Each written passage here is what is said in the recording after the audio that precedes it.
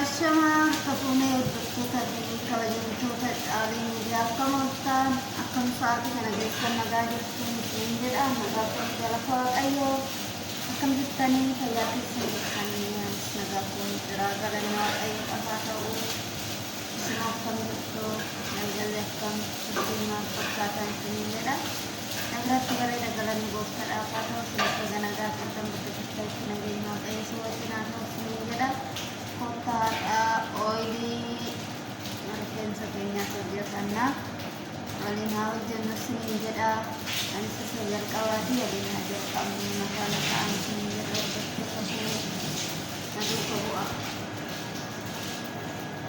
sekian untuk jasa itu pokok besok akan karoti karena cuma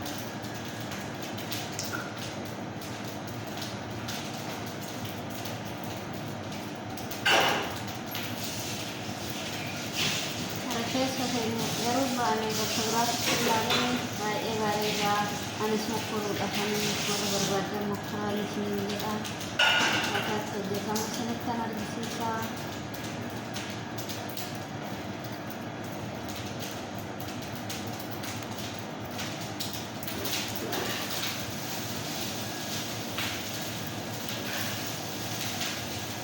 hawli wajjin hojjetama jechuudha hojjetoonni yookaan ooltoonni ini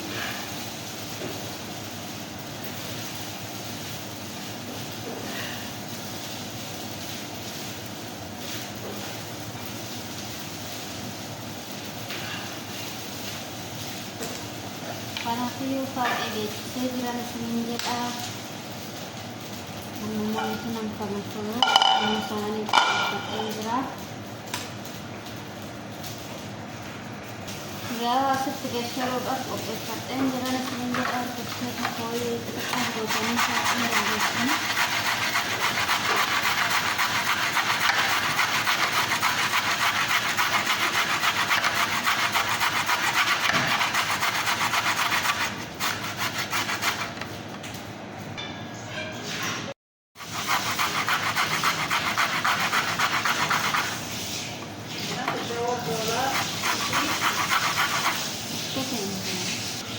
Udah untuk kita kau cuma pakai kita jelasin aja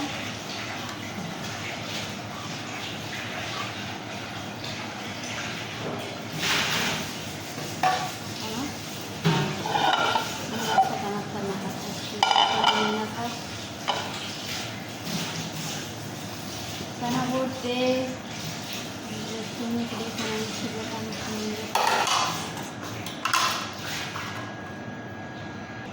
agar daftar apa pun aziznya itu tidak ada makanan cuma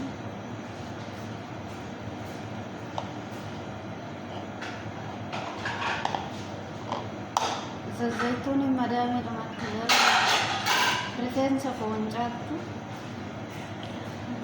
oleh apa ya dalam sebenarnya itu saya dah arakon awal mana kabdan project tadi mau korang semenjak aku itu aku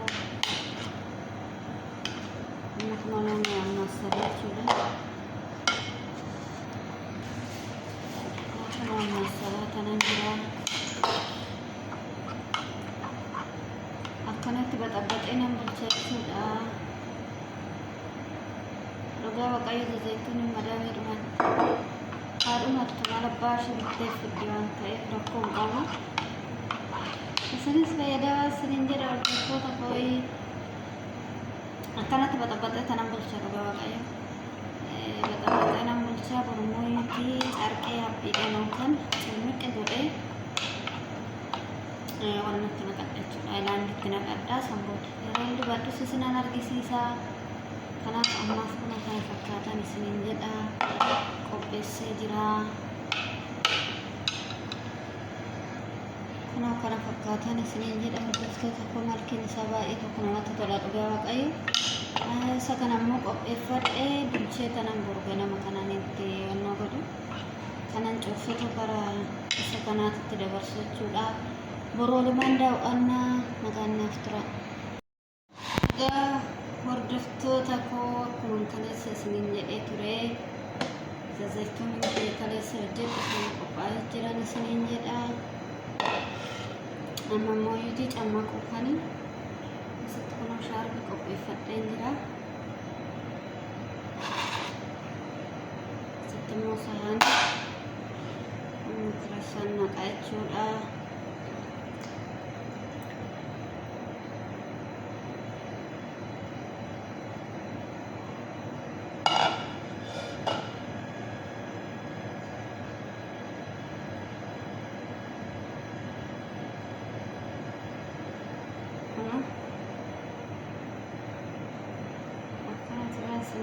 Kalian sawa itu kudas nama erbo. Baik bereda senjata kalian saya.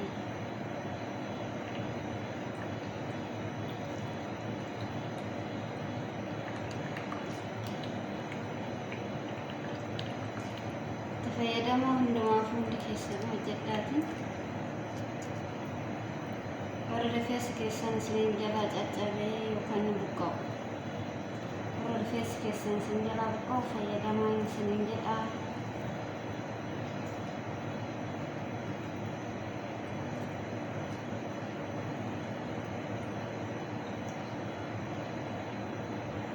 Kita mata potong kamu bawa bayi ada senjata apa ya? Dibatani dia lama fadat mencacing dan desa face kesan ini. Karena kata senjata. Sama kayak gitu senjira.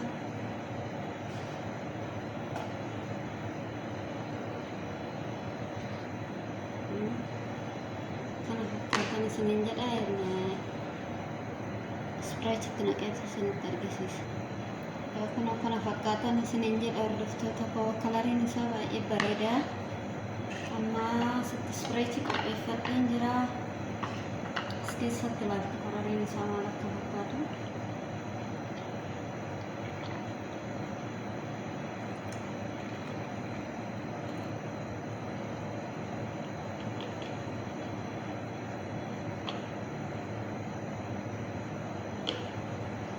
Kita mau tekan kalau fokus lagi.